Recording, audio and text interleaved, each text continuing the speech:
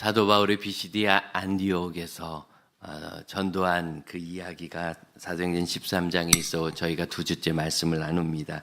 특별히 이 13장에는 사도 바울이 전도 설교한 것이 기록되어 있는데, 예를 들어서 그 직전에 있었던 구브로의 전도가 13장 앞부분에 있지요. 그럼 13장 12절 같은 경우 구브로에서 사도 바울이 말씀을 전한 것 때문에 서기오 바울 총독이 깜짝 놀라서 회심을 했는데 무슨 내용으로 전했는지 전혀 나오지 않아요. 그런데 비시디아 안디옥의 전도는 꽤 자세히 전체적으로 아주 요약판처럼 잘 나와 있어요. 그러니까 이 설교는 복음과 복음 전도에 의해서 두 가지 의미입니다. 복음 그 자체, 그 다음에 복음의 역할, 전도에 대해서 우리에게 좋은 인사이트를 줍니다. 그런 면에서 중요합니다. 여기서 고민이 하나 있는데, 그렇게 귀한 복음, 생명의 복음, 진리의 복음인데 어떤 사람은 그 복음을 받아들이고 어떤 사람은 거절해요. 이 차이가 어디 있는가? 또한 복음을 받아들이고 거절하는 그 초신자 입장만 보지 말고 나 자신을 볼 때, 우리는 복음을 받았잖아요. 그런데 복음이 죽어서 천당 가는 것만 말하진 않습니다. 여러분, 죽어서 이 세상 떠나 천당 가는 건 그건 우리가 가야 될 목표점이 아닙니다. 그건 그냥 가게 돼 있는 것입니다. 아니 그냥 때 되면 가는 건데 그걸 뭘 목표로 하겠어요? 예수 믿을 때 우리에게는 천국의 영생이 주어졌습니다. 중요한 건 어떻게 가느냐 하는 거지요. 어떤 방법으로 가느냐. 영생이 그곳에 있는데 이 영생의 삶은 현생, 영생에 비하면 한 3일이라고 저는 늘 생각합니다. 100년 참 긴 기간이지만 한 세기니까.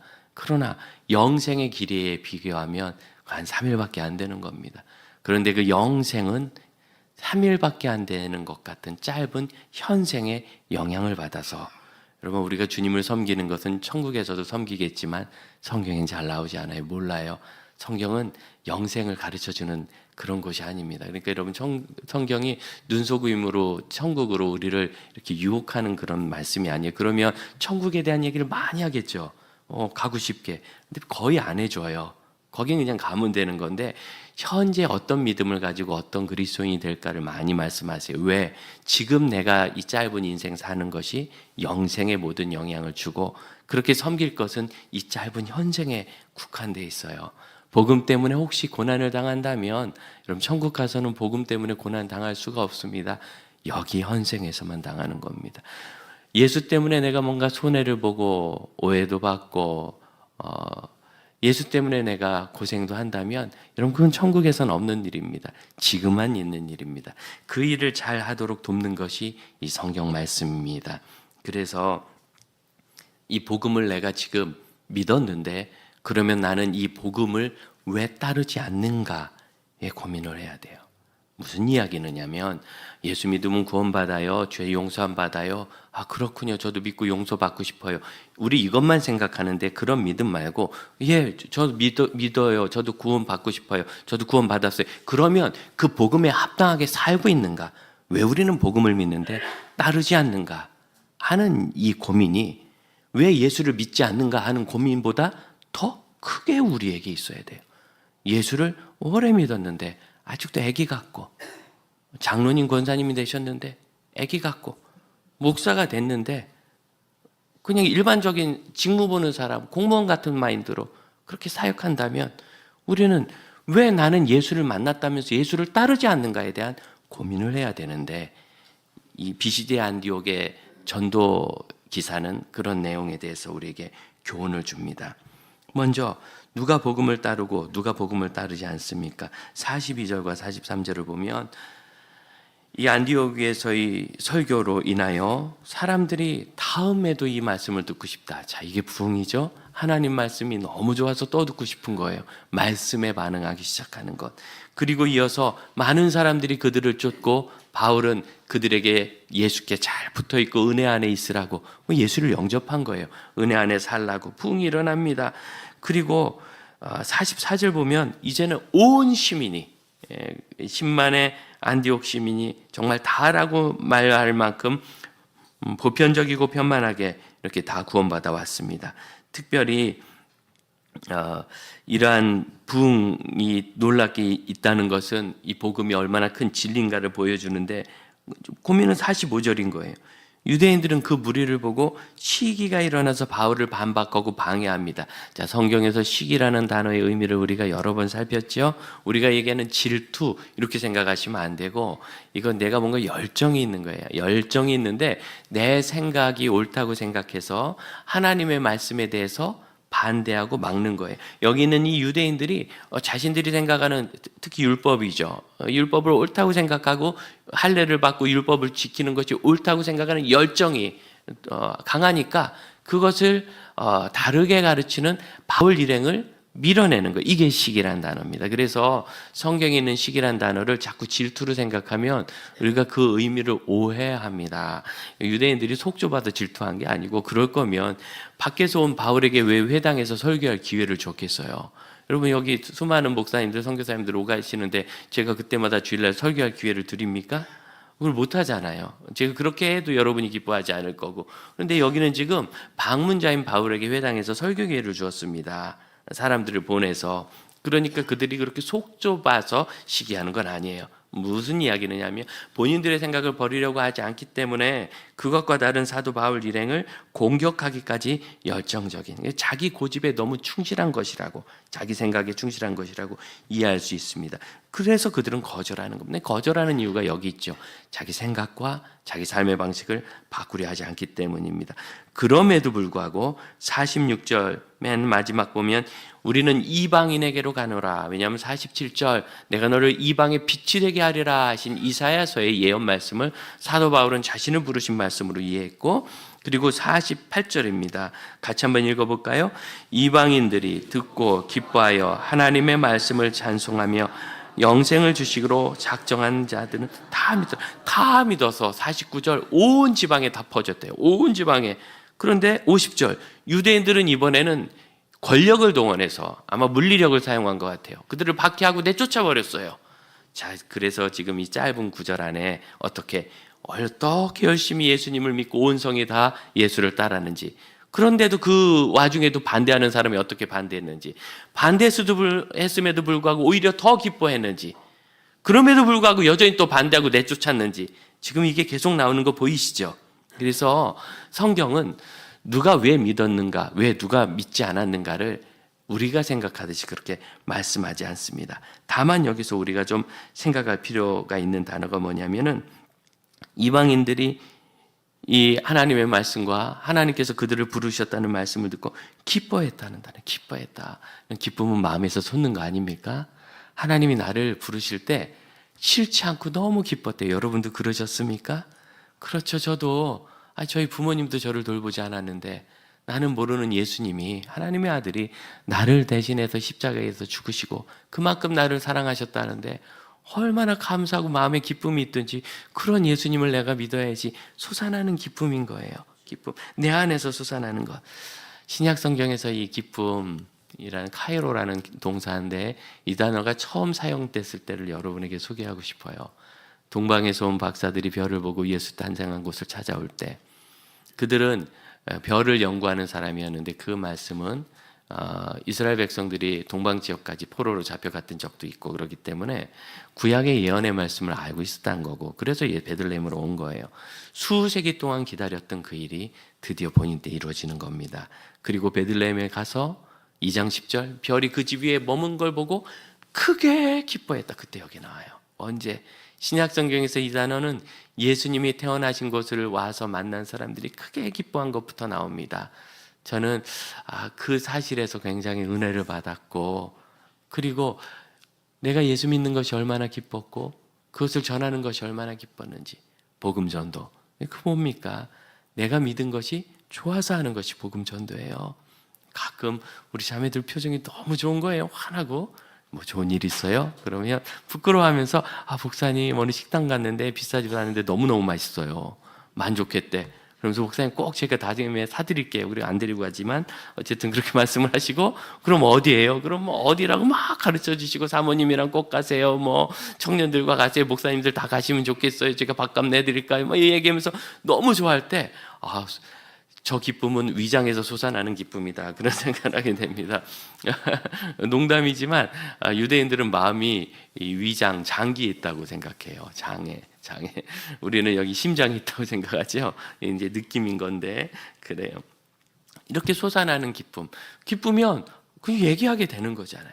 신약 성경의 전도는 어떤 의무감을 가지고 가서 예수 믿으세요 뭐 이렇게 억지로 강건한 것이 아니고, 복음으로 변화된 사람들이 핍박을 갖고 박해를 당하고 이런 물리적인 강제 때문에 흩어졌을지라도 거기서 복음을 따라서 기쁘게 살았고, 그래서 내가 좋아하는 거기 때문에 알려준 거예요. 이렇게 좋다고, 예수님이라고. 그래서 전도가 일어난 겁니다.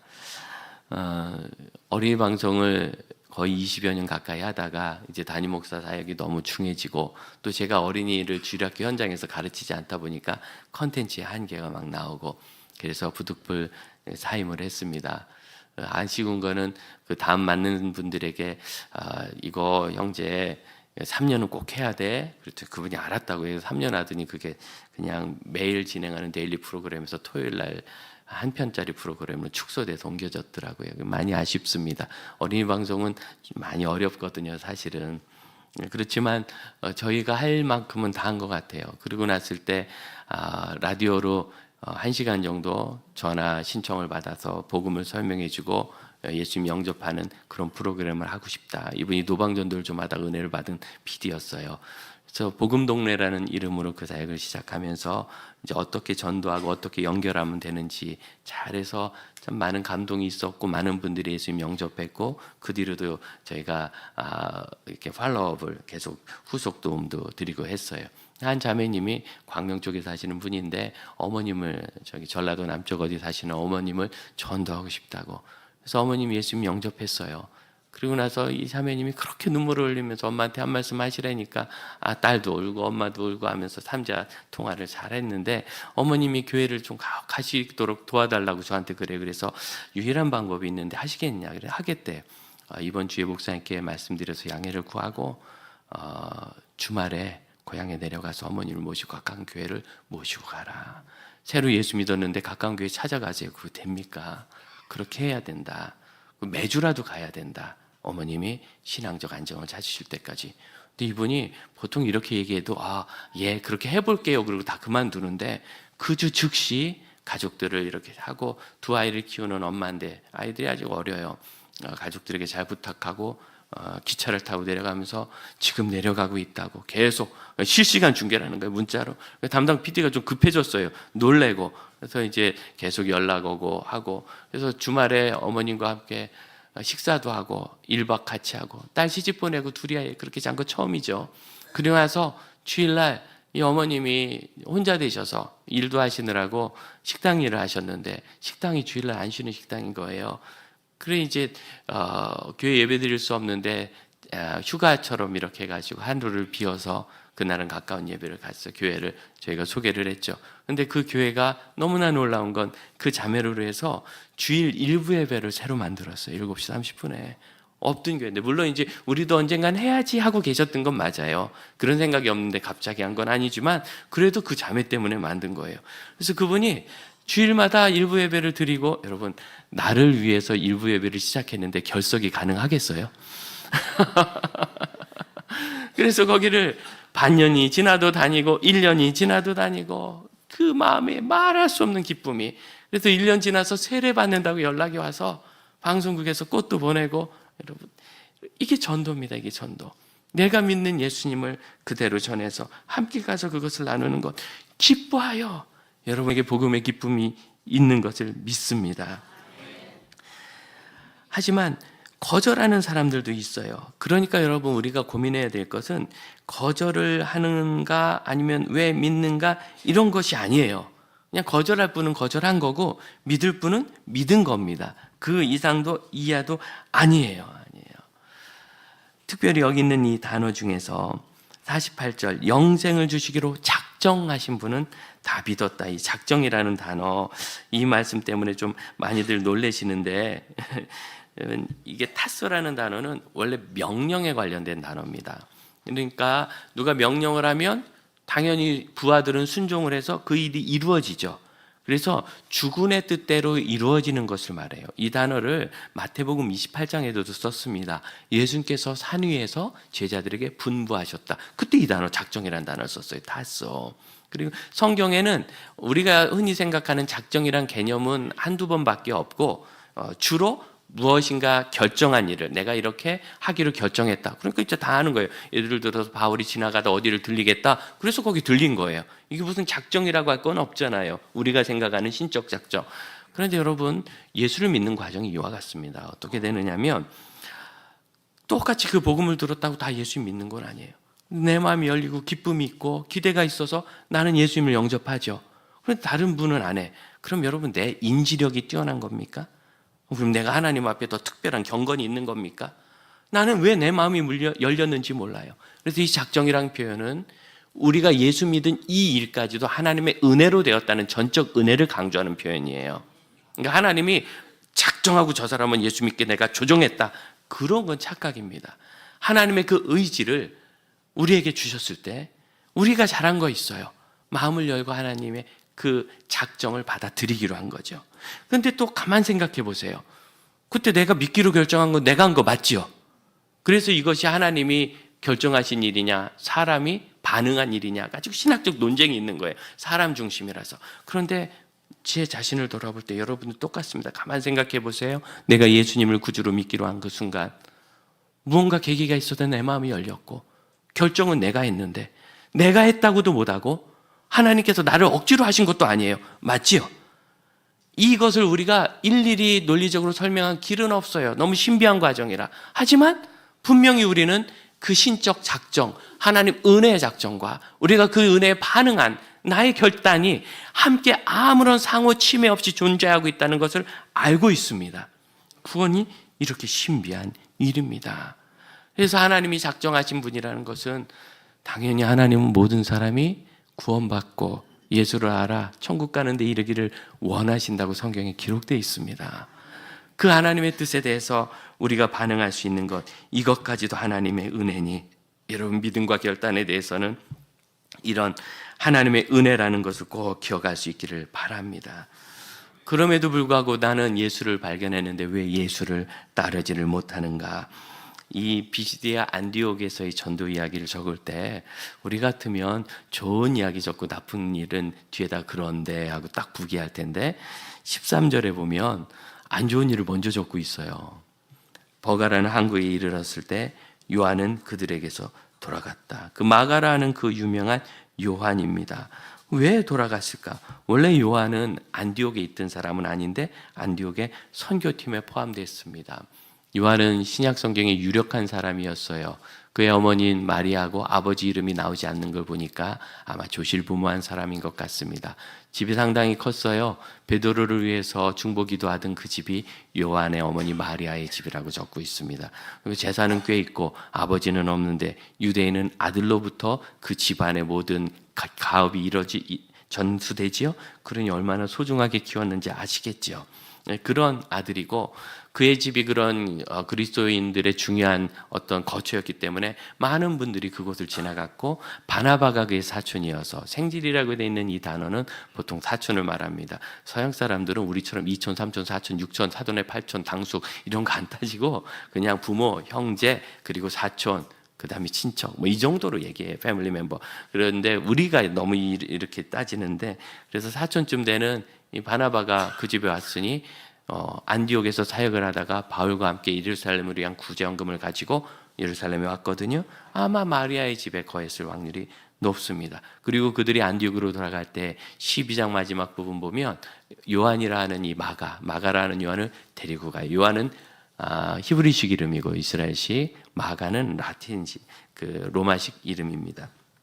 돌아갔다가 이제 안디옥 교회가 바나바와 바울과 그 일행을 선교사, 전도자로 파송할 때 마가 요한도 같이 가는데 마가는 그럼 왜 예루살렘에서 안디옥으로 갔을까? 예루살렘은 변방입니다. 변방. 제가 살던 충남 서산군 성현면 오사리 같은 정말 구석입니다. 그러면은 안디옥은 서울특별시에 여러분 사는 송파구, 강남구 뭐 이런데 수서 어디에 또 여기 위례, 성남 이런 사람 잘 번잡하고 지하철도 다니고 이런 데죠. 예루살렘은 소읍이지만 안디옥은 로마 제2의 도시였습니다. 로마 인구가 100만일 때 안디옥은 60만이었어요. 어마어마한 도시입니다. 도시살이 하러 간 거예요. 저도 고등학교 3학년 때까지 불 떼고 소 끌고 다녔지만 대학 가면서 서울 와서는 이제 그런 일을 그만둬서 서울살이를 지금까지 이렇게 하고 있습니다. 시골 가면 여전히 저도 좋습니다. 물론 빨리 오고 싶지만 있을 땐 좋습니다. 마가는 아마 그런 도시살이 어쩌면 신학문이라든가 그는 또 헬라어도 교육을 받았어요. 그래서 로마 말을 잘했습니다. 그런 공부를 하고 싶었거나 아니면 안디옥에서 어떤 사업 같은 걸 배우고 싶었을지도 몰라요. 교회 일을 위해서 갔을 수도 있죠. 이유는 모르겠어요. 그런데 갔다가 바울 일행의 선교팀에 포함됐는데 사도행전 13장 3절에 마가 요한을 데려갔다 말씀하실 때 수행원으로 두었다는데 이 수행원이란 단어는 중요한 조력자를 말합니다. 이렇게 말씀드리면 금방 알아요. 선교팀의 총무예요. 느낌 오시죠? 선교팀의 총무로 젊고 로마말 잘하고 똑똑하고 훈련 잘 받았으니까 그렇게 간 거예요. 구브로 섬에서 전도합니다. 구브로 섬이 아름다운 일을 제가 말씀드렸던가요? 구브로 섬은 아름답습니다. 여러분 어떤 섬 가면 아름답던가요? 절벽이 많고 숲이 우거지고 그래야 아름답죠. 그럼 아름다운 거예요. 그 구브로 섬은 경기도만한 섬, 가로요 세로 가로 길이가 한 100km 되는 큰 섬이지만 높이는 또 만만치 않아요. 2000m 가까이 됩니다. 한라산 높이만큼 높은. 한라산에 가는 조건이 이거래요. 한라산에 가자. 오르진 않는 조건으로 간다. 이렇게 거의 오르다가 잘못하면 의상해요. 그런데 그 구브로 섬을 가운데로 지나서 관통하면서 시간 많이 걸렸을 거예요. 거기를 다 전도하고 동쪽 끝부터 서쪽 끝까지 갔습니다. 얼마나 고생했는지 느낌이 오시죠? 그리고 나서 배를 타고 버가 항구로 갔을 때 마가는 되돌아갔어요. 왜 들어갔는지 알 수 없어요. 향수병에 걸렸나 다 큰 아이가 힘들어서 간 것 같아요. 안디옥으로도 못 갔어요. 예루살렘으로 자기 엄마 집으로 간 거예요. 실패지요. 한 줄 그 안에 간단한 한마디로 적었지만 비시디아 안디옥 전도에서 마가는 실패했다고 적습니다. 저는 이 13장의 마지막을 읽을 때 마가가 생각납니다. 제자들은 비시디아 안디옥에서 박해받아서 이고니온으로 쫓겨갔는데 어떻게 갔는가? 기쁨과 성령이 충만하더라. 기쁨과 성령이 충만해서 갔는데 기쁨과 성령이 하나도 없을 사람이 기억나십니까? 마가.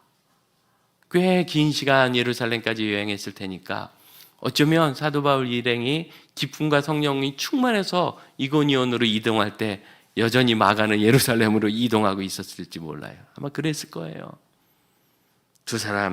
두 그룹은 왜 이렇게 달라졌습니까? 삶의 방향을 잘못 잡아서 그런 거예요. 그들이 왜 선교하러 갔죠? 마가가 왜 그 팀을 따라갔어요?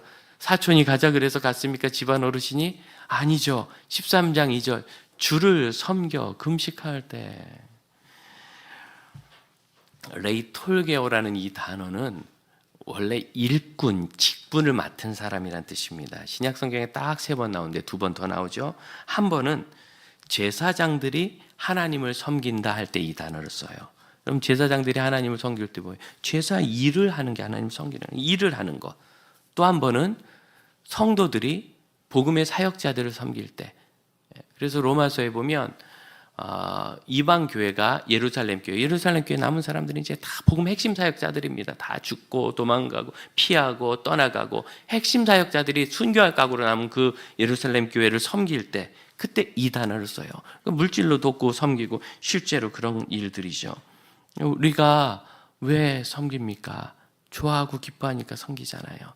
특히 저희 사역자들은 우리 성도 여러분이 저희를 존중하고 또 한 것도 없는데 목사님, 전도사님 이렇게 부르고 나이도 많은 분들이 머리 허연 분들이 이젠 나도 허여서 이 말도 안 되는구나.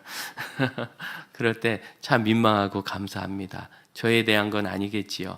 구약 성경에 보면 이스라엘 백성들이 여호와를 섬기는데 보이지 않는 여호와 섬기느라고 송아지 우상 만들도록 하지 않고 제사장들과 레위인들을 그들에게 두셔서 그들을 돌보도록 하셨습니다. 여러분이 목회자들을 돌본 그 모든 일이 하나하나 우리 하나님께 기억된 것을 믿습니다. 그리고 주께서 갚아주시고 복을 주시기를 바랍니다. 뭐 저희야 아무것도 아니죠. 저는 구약 성경을 읽다가 어느 날 한 제사장의 성읍에서 사울이 이방인 도액을 시켜서 제사장과 그 가족들을 전원을 몰살시킨 장면을 읽으면서 경악을 한 적이 있어요. 왜 경악했느냐? 제사장들이 칼 좀 잘 쓰거든요. 소, 양, 염소 다 잡는 거예요. 왜 대항하지 않았을까? 죽을 바에는. 그게 제사장들인 거예요. 그냥 놓고 성도들이, 유대인들이 당신은 제사장입니다, 존중합니다, 그럼 제사장 되는 거고, 저거 다 죽여라, 그럼 도살장에 끌려갈 양이 되는, 하나님은 저희를 그렇게 두셨는데 그들을 잘 섬기는 일이 마땅하다고 로마서에 그렇게 적고, 이렇게 섬기는 실질적인 일들을 이 단어가 써요. 그러니까 여러분, 이 사람들이 주를 섬겼다는 것은 그냥 주님 존중합니다, 사랑합니다, 예배합니다 이 의미가 아니라 주를 섬겨 실질적으로 사역을 한 거예요. 사랑을 표한 거고, 제사장을 섬기는데 사랑을 표하는 거죠. 예루살렘 교회를 섬기는데 사랑을 표하는 거죠. 제사장이 주님을 섬길 때 직임을 수행한 거죠. 뭔가 일을 한 거라고. 무슨 소리냐면 우리가 하는 모든 일이 하나님을 섬기는 일이 될 때 우리는 방향을 잃지 않게 되는 거예요. 그런데 어느 날 내가 이 고생하려고 여기서 이러고 있나? 나를 보기 시작하면 이 모든 일이 의미를 잃기 시작합니다. 우리가 주를 섬기는 건 언제 필요합니까? 내가 이 일에 동의하지 않을 때 필요합니다. 내가 하기 싫을 때. 목사가 언제 주님을 섬긴다는 생각을 하느냐? 오늘 예배가 너무 막 기대되고 내일 예배를 꼭 잘해야 되겠다 생각될 때는 약간 그냥 저도 성도 같아요. 그런데 내일 예배는 너무 자신 없고 못하겠다. 그럼 제가 도망갈 수 있나요? 그냥 해야지 뭐. 어려워도 해야죠. 그래서 어느 선생님이 목사님 얼마나 힘드세요? 저도 교단에 설 때 하기 싫은 날이 있거든요. 그럴 때 진짜 하기 싫어요. 그래서 자습 지킵니다 그러더라고요. 목사님은 자습도 못 시키잖아요. 오늘 설교 자습입니다. 이게 안 되잖아요. 그래서 저희보다 더 불쌍하다고 그러시더라고요. 그게 섬기는 거예요. 그게. 제가 말씀을 읽다가 너무 은혜가 돼가지고 이걸 좀 제가 경건 생활하는 것 같아요. 100번을 읽어도 이게 마음에 와닿지 않고 감동이 안 되면 정말 말 그대로 죽을 맛입니다. 그렇지만 내일 설교해야 되니까 뭐라도 억지로라도 적으면서 끙끙거릴 때, 여러분 이게 주를 섬기는 거죠. 섬김은 언제 드러나냐면 그 섬을 가로질러서 고생할 때 드러나고 더 이상 못할 것 같을 때 드러나는 게 주를 섬기는 거예요. 주를 섬기면 우리가 못할 일이 없고, 주를 섬기면 넘지 못할 산이 없으며, 주를 섬기면 참지 못할 일이 없고, 주를 섬기면 극복하지 못할 문제가 없습니다. 그것이 주를 섬기는 것입니다. 하나님은 이사야서에서 이렇게 말씀하십니다. 너희가 참 무수한 예물 드리는데 나에게 그것이 무슨 상관이야? 나는 이미 배가 부르다. 그렇지요. 제가 찬양대회 할 때 그 생각한 적이 있어요. 야, 이거 하나님께는 소음이다. 이렇게. 여러분 생각해 보세요. 여러분 국립합창단을 내가 언제든지 불러다가 노래 들을 수 있는데 왜 저기 시골 충남 서산군 오사리에 있는 동호회 모임의 합창을 내가 굳이 테이프로 듣겠어요? 아닌가요? 아니, 하나님 나라인 천군, 하늘나라 천사 찬양대가 만만이래. 만만이면 1억이거든요. 뭐 과장이겠지만 그런 찬양대가 있는데 뭐하러 우리 아마추어 찬양대 얘기를, 혹시 전공하신 분? 전공도 안 했는데 그래 생각했어요. 왜 하나님께 우리가 이 찬양을 드리는가? 주를 섬기는 거죠. 우리가 주님께서 기뻐하시는 예배를 돕고 잘 돕기 위해서 애쓰고, 우리가 못할 것 같은 때 참고 이 일을 하면서, 그래서 가치 있는 거지 너희가 드린 예물이 아주 비싼 거라서 나는 배가 부르다, 숫송아지와 어린 수염소의 피를 나는 기뻐하지 않는다, 주님 말씀하시면서 너희가 내 앞에 보여주기 위해서 오는데 누가 이것을 너희에게 요구했느냐? 내가 너희들 꼴 보고 싶다고 하더냐? 와서 마당만 밟고 가는구나. 앉았다 가는 거고 왔다 가는 거지. 주를 섬기는 게 아닌가. 헛된 재물을 가져올 필요도 없고 너희의 그 절기를 나는 가증히 여기니 왜? 예배드렸다 하고 삶은 악해요. 잔인하고 교활하고 이기적이고 나는 견딜 수가 없다. 이것이 하나님의 말씀입니다. 우리가 주를 섬긴다는 것을 기억합시다. 확신이 없어서라고 생각하지 마세요. 마가가 얼마 전에 본 게 뭐게요? 서기오 바울 전도할 때 거짓 선지자 바 예수 눈먼 걸 봤어요. 뭔 증거가 없어요. 그가 들어간 항구 버가는 일반인은 가지도 못하는 로마의 행정 항구입니다. 군인들이나 가고 공무원들이나 가는 항구인데 거기를 어떻게 갔겠어요? 서기오 바울이 주선해 준 거죠. 총독이 그 유력한 집안의 주권자가 해주니까 거기를 들어간 거예요. 얼마나 영광돼요. 그런데 이제는 더 가고 싶지 않은 거죠. 더 가고 싶지 않은 것. 우리는 늘 우리가 주님을 섬기는 것이 무엇인지, 순종하는 것이 무엇인지를 생각해야 합니다. 남설은혜 교회, 그 전에 남설교회 43년 전에 50여 년 전에 첫 선교사 파송할 때 이야기를 지난 가을에 홍정길 목사님께서 오셔서 하셨습니다. 그 선교사님 지금 우리나라의 거의 1호 선교사와 같은 분이세요. 그런데 가실 때 못 보내겠다는 거죠. 왜? 우리 교인들은 아직 200명도 안 되고 우리 교회는 이제 창립 예배 막 드리는 뭐 그런 교회고 한창 교회가 부흥 잘하던 시기이지만 우린 그렇게 힘이 없으니 못합니다. 목사님. 그럴 때 이유는 그런 거예요. 저는 그분들의 반대가 아주 이성적이고 합당하다고 생각합니다. 저라면 하자고 안 했을 겁니다. 그런데 그러면 우리 죽으러 간다니까 부조금 한 번씩 줍시다. 그래서 작정해가지고 부조금 걷어줘서 가서 그것이 마중물이 돼서 이 선교사님이 지금까지 50여 년을 아직도 은퇴 후에도 거기서 사역하고 계세요. 선교사들은 은퇴를 업기로 했습니다. 저희가. 왜냐하면 후임 선교사 자원들이 그만큼 되지도 않고 그리고 아직은 건강하니까 그래서 본인이 되는 대로 사역하고 우리가 언제 은혜 받아요? 서양에서 오신 선교사님이 조선에서 사역하다가 여기서 돌아가셔서 양화진에 계셨다. 그래서 은혜 받으셨죠. 70살이 돼서 노후를 살러 미국으로 다시 가셨다. 그럼 별로 은혜 안 받잖아요. 그러니까 우리도 은혜 받았으니까 거기다 묻어버려야 돼요. 예.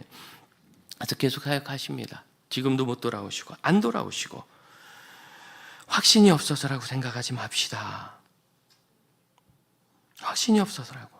이미 주님은 확신을 우리에게 충분히 주셨고 그리고 여러분 제일 중요한 거 이겁니다.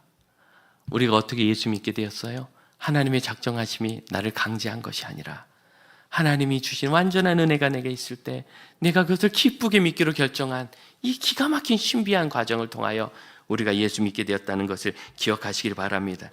그러므로 여러분 어떤 경에서도 우리가 하나님의 복음에 설복된 존재라는 걸 잊지 마세요. 누가 저한테 물어요. 목사님 목회할 때 뭐가 제일 중요합니까? 저는 눈을 바라보고 얘기합니다. 목사님 성도를 믿으십시오. 성도가 얼마나 진실하며 성도가 얼마나 하나님을 사랑하며 복음에 훈련되어 있는지 늘 도전을 받는지를 믿어야 합니다. 그런데 우리 교회 교인들은 그렇지 못해요. 그래서 당신이 필요한 겁니다. 그 믿는 것을 삶으로 가실 수 있도록 돕기 위해요. 여러분은 그런 분들입니다. 하나님의 신적 작정과 은혜가 나에게 응답되어 있습니다. 그러므로 여러분 내가 만난 주님을 섬깁시다. 우리가 왜 기도해요? 주님 섬겨서. 왜 봉사해요? 주님 섬겨서. 왜 우리가 이웃을 사랑해요? 이웃을 섬기는 게 아니에요. 주님을 섬기는 거예요. 왜 제사장들을 섬겼어요? 여호와를 섬겼기 때문에. 왜 예루살렘 교회 사역자를 섬겼어요? 복음을 섬겼기 때문이에요. 왜 여러분 우리가 이웃을 사랑해요? 주님을 섬기기 때문입니다. 또한 순종을 계속하시길 바랍니다. 중단됐다고도 다시 하세요. 요한마가 복음서의 최초 기록인 마가복음을 기록한 마가가 됐습니다. 그때 바나바 따라가지 말걸. 마가가 그 생각 안 했겠어요? 예루살렘으로 돌아오면서 차라리 따라나 가지 말걸. 안 갔으면 어땠을까? 제가 설교를 준비하면서 안 갔으면 어땠을까를 검색해 봤어요. 안 했으면. 그랬더니 뭐 이런 게 있어요. 그때 그 음식을 안 먹었더라면, 그 다음에 그 사람을 안 만났더라면, 그 전공을 하지 않았더라면 더 낫지 않았을까? 이렇게. 아니요. 그걸 해서 더 나은 거예요. 마가가 바나바 따라갔다가 돌아왔지만 이런 일 속에서 그가 성장해서 나중에는 베드로와 바울의 최고 제자가 됐어요. 내 소중한 동역자 마가라고 바울은 이야기합니다. 그래서 여러분 후회할 게 없어요. 후회할 게 없고 우리가 주님을 사랑하는 것을 기억하면 됩니다. 찬양하기를 원하는데 제가 어느 교회 가서 저녁에 오후에 헌신 예배 설교하려고 하는데 한 15분 찬양하다가 이 찬양을 마지막 부르는데 갑자기 성도들의 반응이 막 달랐어요. 그래서 제가 깜짝 놀랐어요. 왜 그랬지? 우리 성도들 마음에 이런 게 있다는 것을 우리가 아는데 드러냈구나. 우리 주님을 섬기는 것에 후회 없다고 내 평생에 가장 복된 일, 우리 마음에 있는 진실한 고백 주 앞에 드리기를 원합니다.